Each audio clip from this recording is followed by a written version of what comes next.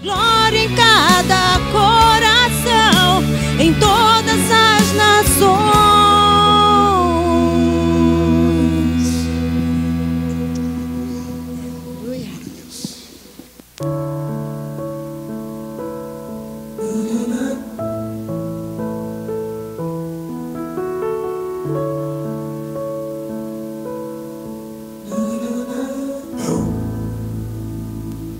Amém. Sim, Senhor. Nesta noite, Pai, nós queremos verdadeiramente entender, reconhecer a nossa liberdade e queremos, Senhor, declarar que vamos lembrar daqueles que são perseguidos. Nos ajuda a entender que existem povos neste mesmo instante, em pleno século 21, que estão sendo mortos, torturados, irmãos nossos, e não queremos ficar insensíveis a essa realidade. Queremos entender que eles fazem parte e são a tua igreja, assim como nós somos aqui no Ocidente. Oh Senhor, levanta a Igreja Evangélica Batista de Intermares para se colocar na brecha da intercessão daqueles que sofrem. É para a tua glória, para o louvor do teu nome. Amém. Amém, queridos.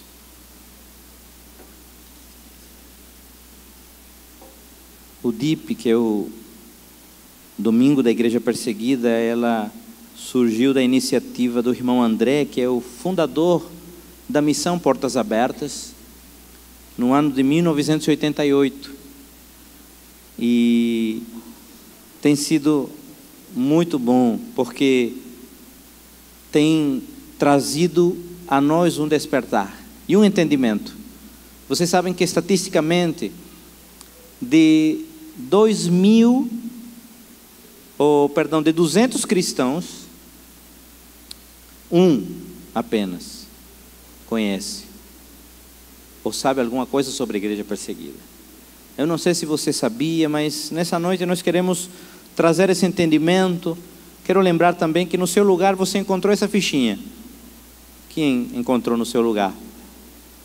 Aí você no final pode preencher e devolver. É apenas para questão estatística de cadastro. Você não precisa pagar nada, mas se quiser ofertar pode fazer, tem essa liberdade. Mas essa ficha é apenas para saber que você participou desse culto, porque tem mais de 6.000 igrejas hoje aqui no Brasil que estão fazendo esse culto, para lembrar a igreja no Ocidente que existem irmãos nossos que padecem.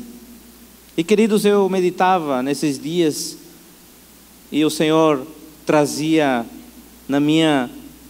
no meu coração, o Espírito ministrava no meu coração, e coloquei o texto dessa mensagem: Igreja perseguida, a vitoriosa Igreja de Cristo.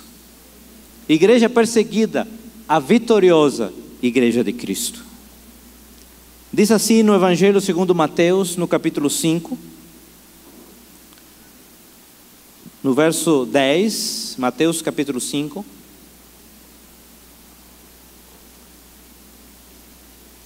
No verso 10, diz a palavra do Senhor: Bem-aventurados os perseguidos por causa da justiça, pois deles é o reino dos céus. Continua no 11, diz assim: Bem-aventurados serão vocês quando por minha causa. Por causa de quem? Quem está falando isso? É Jesus. É no Sermão do Monte ou da montanha, e diz assim: quando por minha causa os insultarem, os perseguirem e levantarem todo tipo de calúnia contra vocês. E no verso 12 diz assim: alegrem-se e regozijem-se, porque grande é a sua recompensa nos céus, pois da mesma forma perseguiram os profetas que viveram antes de vocês. E esse texto, ele nos traz à tona um entendimento melhor, porque lembram que o missionário Matthew Burns, que na verdade não era o nome dele, que esteve conosco no dia 3 ou 2? 3, muito bem. Deste mês, no início do mês, ele contando as experiências que ele vive lá, no meio à igreja perseguida. Mas ele não contou aqui que tinha uma igreja que vivia se queixando e se lamentando por causa das perseguições. Mas tinha uma igreja alegre, tinha uma igreja regozijada, porque entendia que apesar desse momento, desse tempo de perseguições, há uma vida melhor e há uma coroa reservada para aqueles que amam ao Senhor. Nessa noite nós gostaríamos de que enxergássemos a igreja perseguida a partir das Sagradas Escrituras. Esse texto é fundamental para a gente entender que Jesus aqui não eludiu ninguém. Ele diz assim: por minha causa vocês serão perseguidos, por minha causa vocês serão injuriados, por minha causa vocês serão maltratados. Mas também diz assim que é o galardão tremendo por causa dele, porque bem-aventurados, e o que vai receber é o reino dos céus. É o reino dos céus. Gostaria que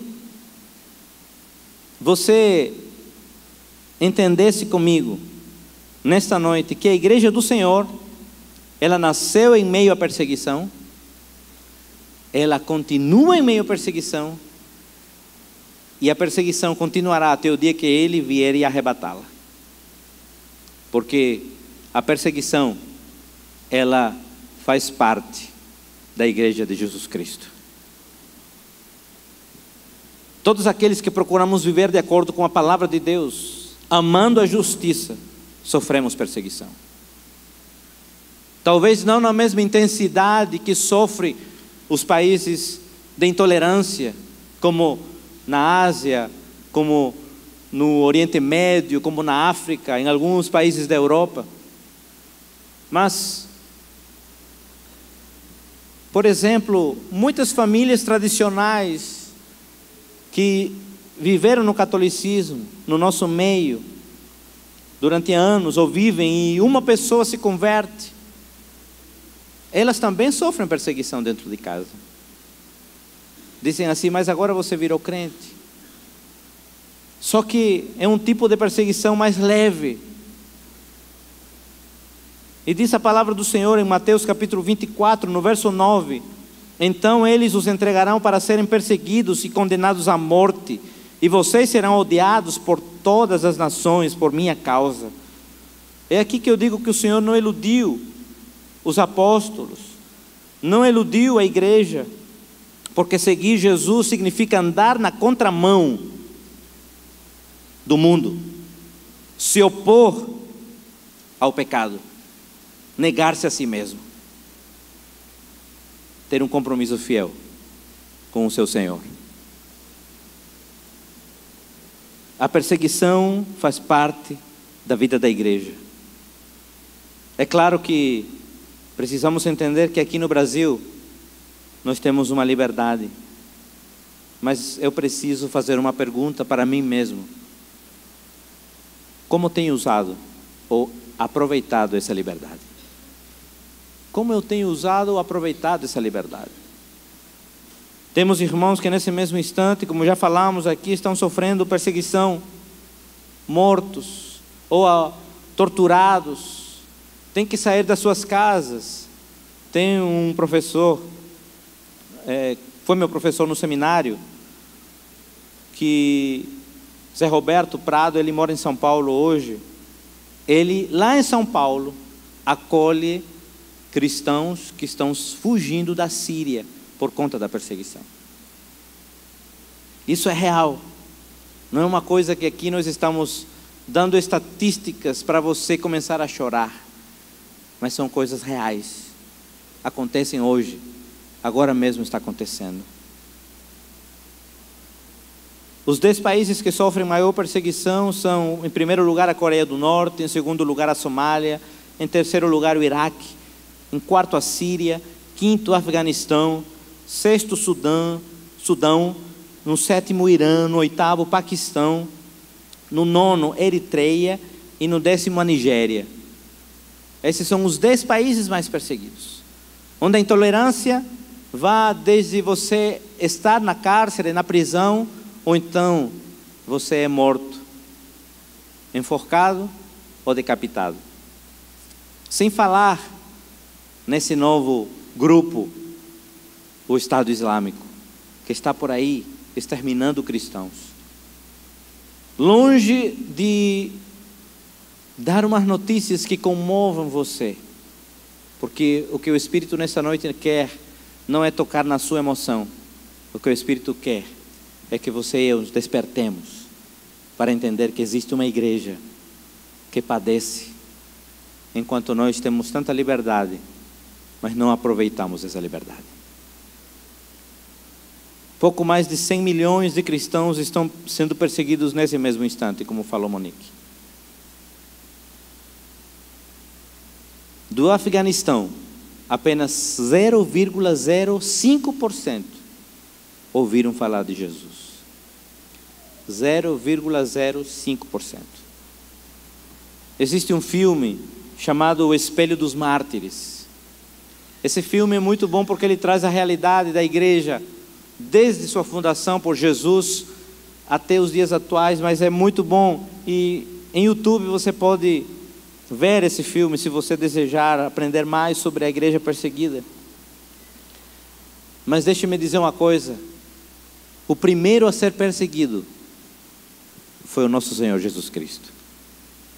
Desde que Ele nasceu até a sua morte, Ele sofreu perseguição. Lembram quando Ele nasceu? Quem queria matar Ele? Herodes, porque Ele se sentia ameaçado. Isso foi perseguição. Foi crescendo, e aí fariseus, saduceus, religiosos, até que conseguiram colocar Ele numa cruz. Só que o que eles não sabiam é que essa cruz nos trouxe vida, que essa cruz era o projeto de Deus para trazer a redenção ao mundo perdido. Depois, no livro de Atos dos Apóstolos, vemos que durante 40 dias após a ressurreição de Jesus e a sua ascensão, é feita uma promessa do derramamento do Espírito sobre os discípulos. E essa promessa é cumprida no dia de Pentecostes, 10 dias após Jesus subir aos céus. E acontece que Jesus já tinha falado para os seus discípulos: mas recebereis poder ao descer sobre vós o Espírito Santo, e sereis minhas testemunhas em Intermares, na Paraíba, no Brasil, na Somália, no Afeganistão, no país de Gales, e por aí, no Peru.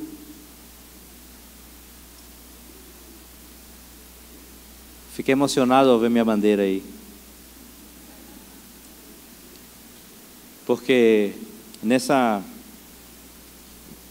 noite, permita-me compartilhar uma coisa pessoal. Mas eu nasci no Peru, vocês sabem, sou peruano, mas também sou brasileiro, naturalizado, aculturado, falo oxente, porque o Senhor me trouxe para esta terra para ser bênção. Apesar das minhas falhas, apesar das minhas dificuldades, apesar das minhas mazelas, mas eu entendo e adotei esta terra como minha nação também. E eu oro por esta terra, oro pelo meu país, o Peru também. E estou disponível para o Senhor me enviar onde quer que Ele quer, ou queira me enviar. Abro meu coração para você não dizer, ele é peruano, não está nem aí com o Brasil. Tive que, no dia que fui naturalizado, lá no Ministério da Justiça, cantar o hino nacional do Brasil.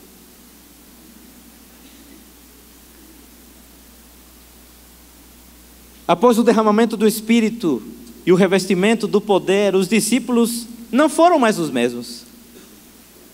Eles receberam uma coisa que nós conhecemos como ousadia.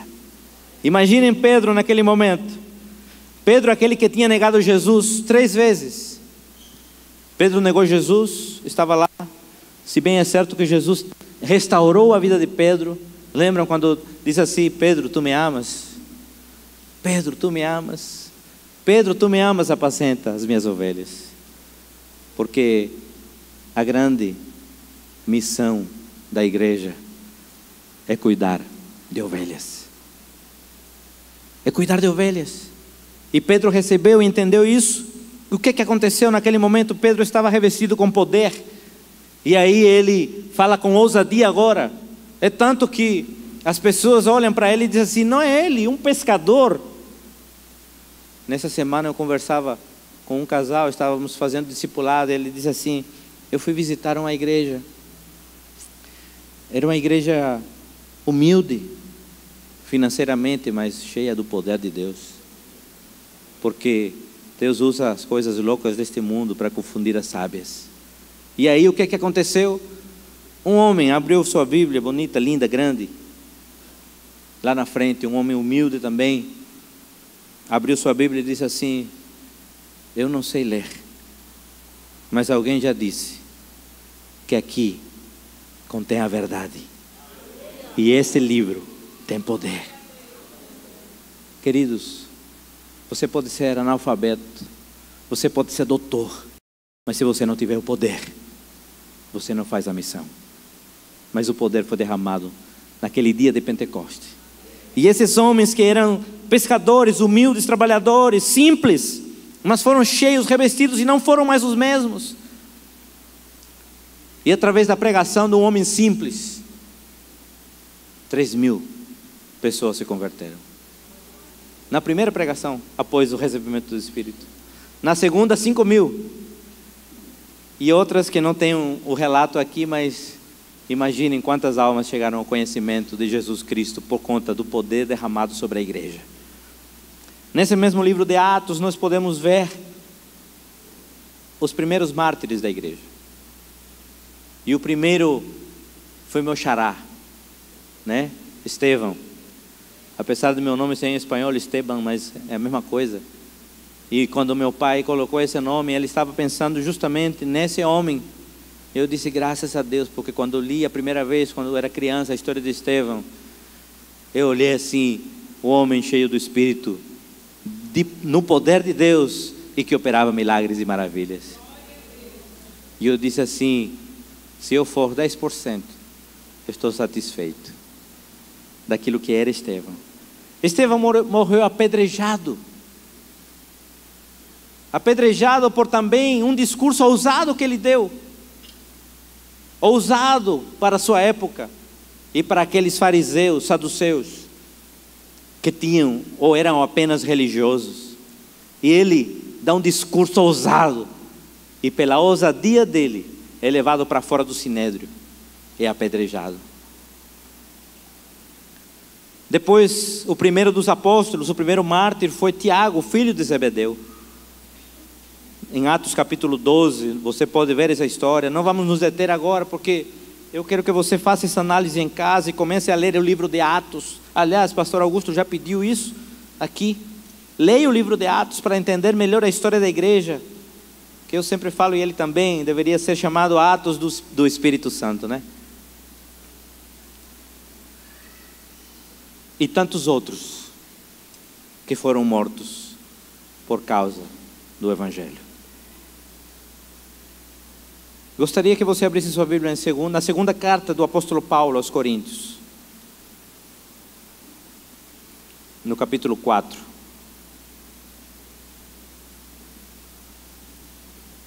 Segunda carta de Paulo aos Coríntios, no capítulo 4.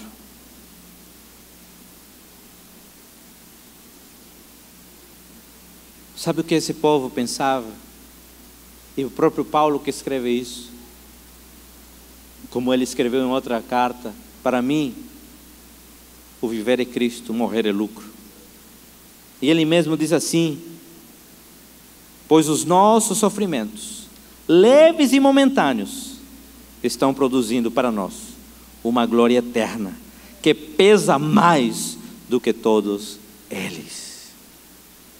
A glória eterna da perseguição, a glória eterna que causa esses sofrimentos leves e momentâneos, elas produzem um eterno peso de glória. E aí eu pensava e dizia: Senhor, como é que nós podemos entender que hoje em dia há cristãos que padecem por causa do teu nome? Como é que nós podemos compreender isso? E ele me disse: meu filho, você precisa ver as perseguições não de uma ótica humana, mas de uma ótica espiritual. E aí eu comecei a ver alguns pontos a partir dessa ótica espiritual. O primeiro ponto que o Espírito me falava está em Atos capítulo 8. Volta para o livro de Atos, no capítulo 8, versos de 1 a 4, diz assim. Atos capítulo 8, no verso 1: naquela ocasião, desencadeou-se grande perseguição contra a igreja em Jerusalém. Todos, diga-se todos, exceto os apóstolos, foram dispersos pelas regiões da Judeia e de Samaria. Alguns homens piedosos sepultaram Estevão e fizeram por ele grande lamentação.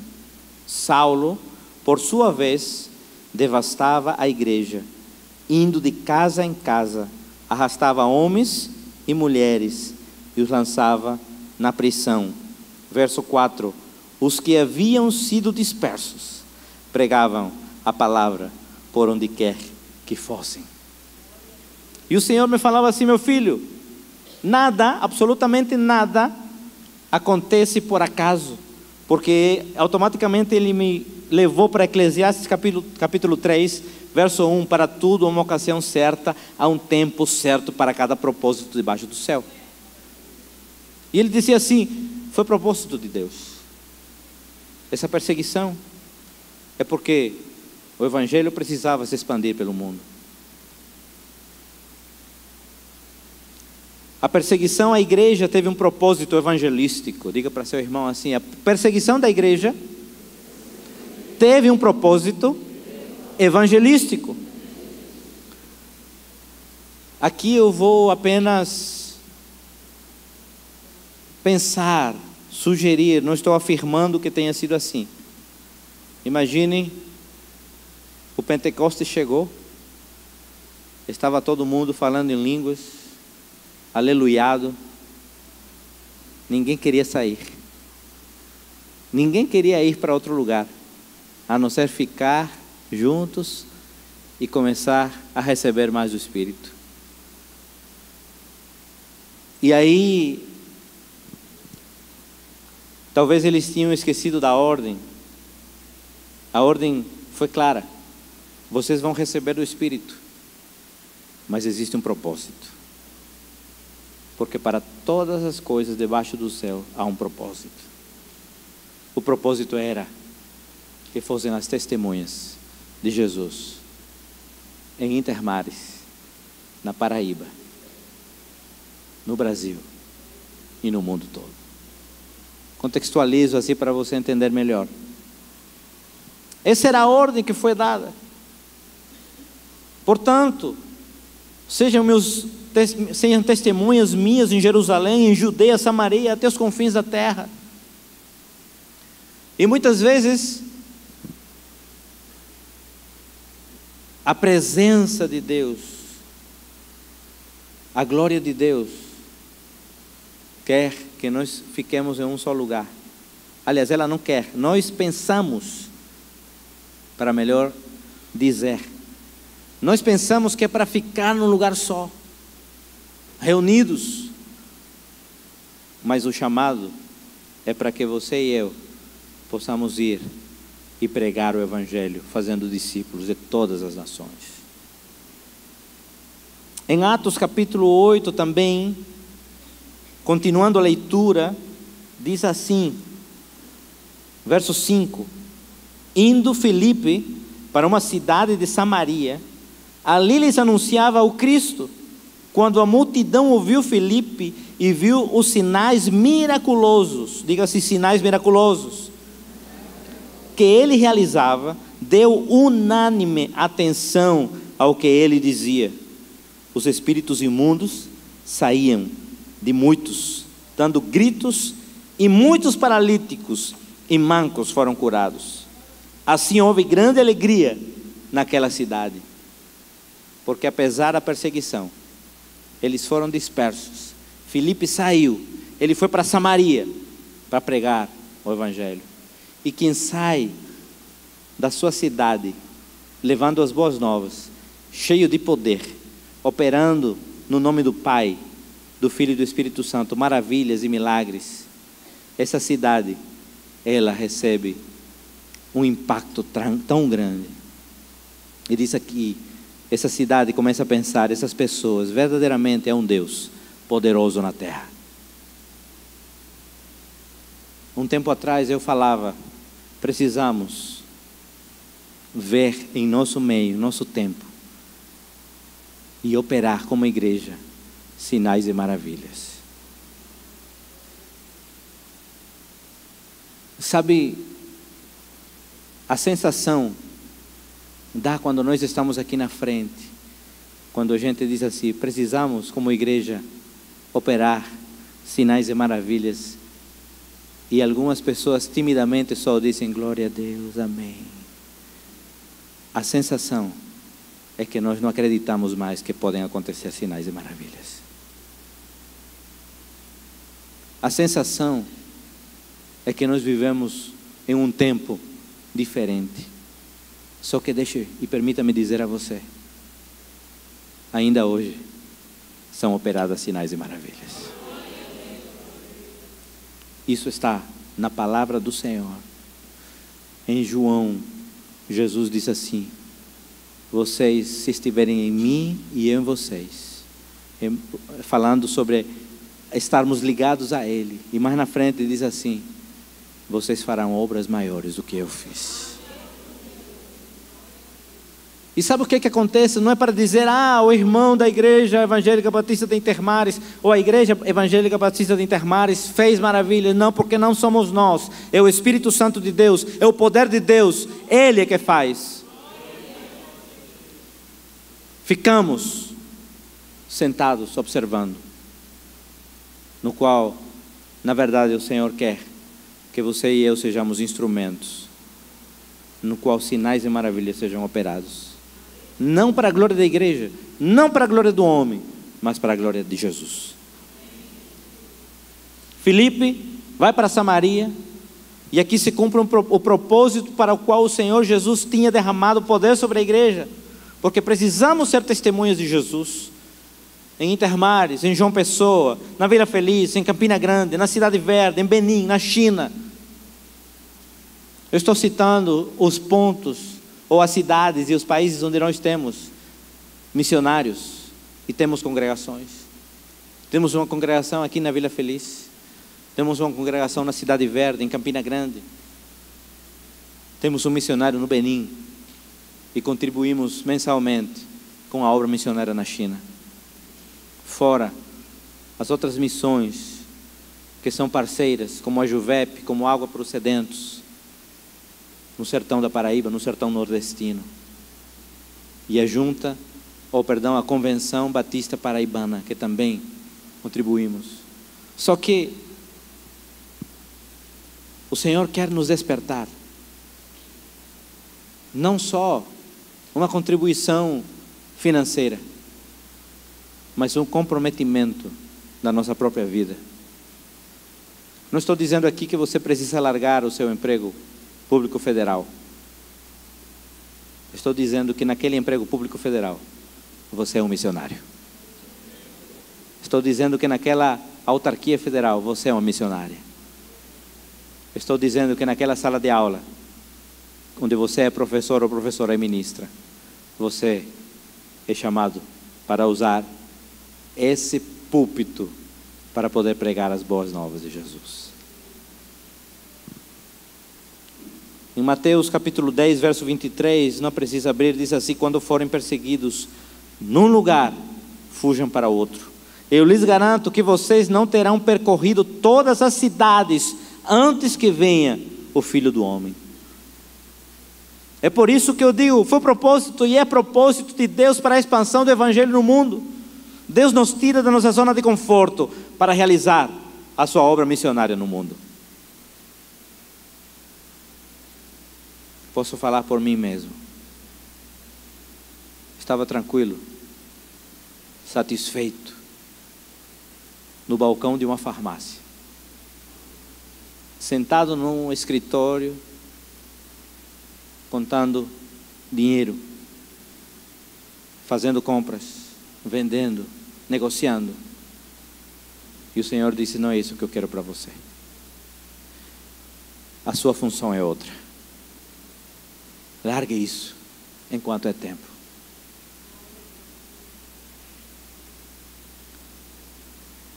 Deus quer você na sua obra. No meu caso foi assim, no seu caso é diferente. Talvez seja naquele lugar, mas Ele nos tira da nossa zona de conforto para realizar a sua obra no mundo. Atos capítulo 26, essa história é tremenda. Atos capítulo 26, no verso 9, esse já é o segundo ponto. Precisamos entender, e quando o Espírito Santo me falava isso, eu ficava impactado, porque é o que aconteceu na vida desse homem. Atos capítulo 26, a partir do verso 9. Aqui é Paulo. Deixa eu dar uma contextualizada. Ele está diante do rei Agripa, está se defendendo e ele está expondo o seu testemunho, porque Jesus tinha chamado ele para ser testemunha. E ele diz assim, verso 9 do capítulo 26 de Atos: eu também estava convencido de que deveria fazer todo o possível para me opor ao nome de Jesus o Nazareno. E foi exatamente isso que fiz em Jerusalém. Com a autorização dos chefes dos sacerdotes, lancei muitos santos na prisão. E quando eles eram condenados à morte, eu dava o meu voto contra eles. Muitas vezes ia de uma sinagoga para outra a fim de castigá-los e tentava forçá-los a blasfemar. Em minha fúria contra eles, cheguei a ir às cidades estrangeiras para persegui-los. Verso 12. Numa dessas viagens, eu estava indo para Damasco, com autorização e permissão dos chefes dos sacerdotes. Por volta do meio-dia, ó rei, estando eu a caminho, vi uma luz do céu, mais resplandecente que o sol. É o sol da justiça, brilhando ao meu redor e ao redor dos que iam comigo. Todos caímos por terra. Então ouvi uma voz que me dizia em aramaico: Saulo, Saulo, por que você está me perseguindo? Resistir ao aguilhão só lhe trará dor. Então perguntei: quem és tu, Senhor? Respondeu o Senhor: sou Jesus, a quem você está perseguindo. Agora levante-se, fique em pé. Eu lhe apareci para constituí-lo servo e testemunha do que você viu ao meu respeito e do que lhe mostrarei. Eu o livrarei do seu próprio povo e dos gentios aos quais eu o envio, para abrir-lhes os olhos e convertê-los das trevas para a luz e do poder de Satanás para Deus, a fim de que recebam o perdão dos pecados, a herança entre os que são santificados pela fé em mim. Jesus agora tem um encontro com um homem que era perseguidor. E o Senhor falava: sabe por que razão acontece a perseguição também?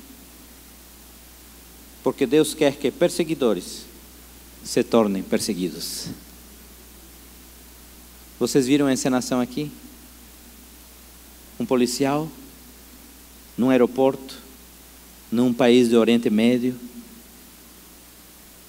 e um casal, essa história é verídica, um casal de jovens cristãos, sabendo que não poderiam expressar a sua fé em lugares públicos, porque poderiam ser torturados, presos ou mortos. Mas a obediência levou a este jovem, porque ouviu a voz de Deus, diz assim: entrega a Bíblia para esse policial. Só que, do outro lado, Deus está preparando o coração de um policial. O policial que tinha poder para prender, tinha poder para encarcerar. Mas esse policial tinha um coração, o qual o Senhor já tinha quebrantado. E ele mesmo diz assim: eu sonhei. Você vai ter um encontro com um homem que parece com Jesus. E aí vem um detalhe: parece com Jesus, porque se você e eu somos discípulos de Cristo, precisamos ser parecidos com Jesus. E aí esse jovem entrega o homem ao policial, e o policial pega e diz assim: eu estava apenas esperando esse momento. Quantas oportunidades você e eu perdemos, porque existem ainda homens assim que esperam que você traga uma mensagem de esperança, uma mensagem de paz, porque Deus quer que perseguidores se tornem perseguidos. Este relato nos mostra a obra maravilhosa e sublime de Jesus na nossa vida, porque Ele quer transformar vidas, quer restaurar pessoas, quer dar nova vida àqueles que estão mortos.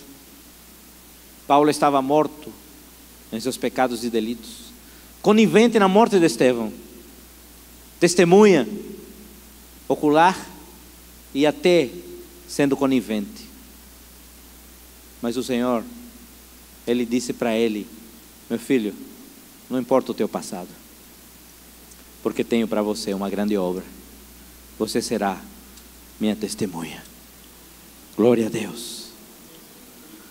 Nossos irmãos que fazem parte da igreja perseguida no Oriente Médio, na Ásia, na África, em alguns países da Europa, têm uma missão: fazer com que aqueles que os perseguem se tornem perseguidos junto com eles. Precisamos orar juntos com eles. O Espírito Santo falava no meu coração: é porque eu quero, meu filho, que perseguidores se tornem perseguidos. Paulo era perseguidor, estava nesse momento, como eu falei, enquanto Estevão estava sendo apedrejado, prendia cristãos nas sinagogas. Mas no momento em que ia para Damasco, o caminho abençoado. Quantos já estavam indo para Damasco? Em certa ocasião na minha vida, eu estava indo para Damasco, quando o Senhor apareceu e diz assim: eis que eu separo você. Porque assim aconteceu. Talvez o seu caminho não era Damasco no que diz respeito a território, mas um Damasco espiritual, porque daqui revela o chamamento do Senhor na sua vida. É por isso que eu pergunto: quantos de vocês já estiveram nesse caminho a Damasco? Deus nos deu a missão de evangelizar perseguidores, a fim de que eles se tornem perseguidos. Voltemos para Atos no capítulo 7.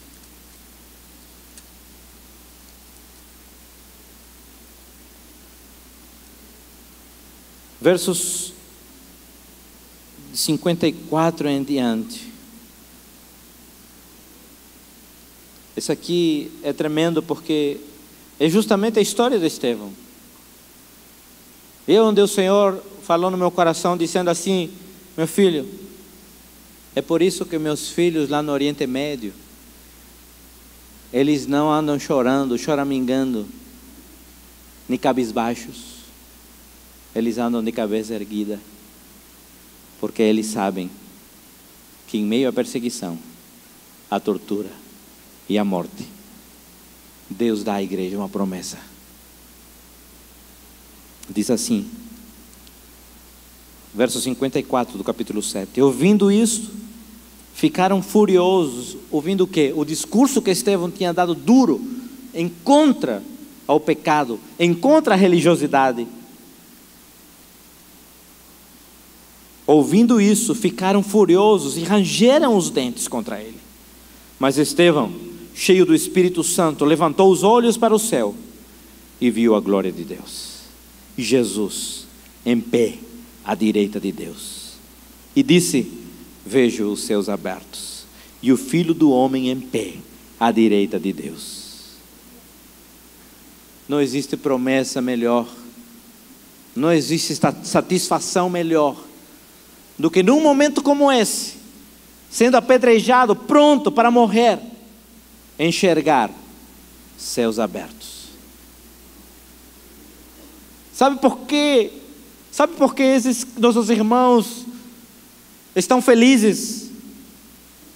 E não sei se você chegou a ver uma foto que enviaram pela internet de um homem cristão, irmão nosso, que estava a metros da corda para o enforcamento dele, mas o seu rosto resplandecia, o seu rosto transmitia mais paz do que muitos de nós, lamentavelmente. Sabe por quê? Porque ele via céus abertos, porque ele estava caminhando, entendendo que após a forca, para ele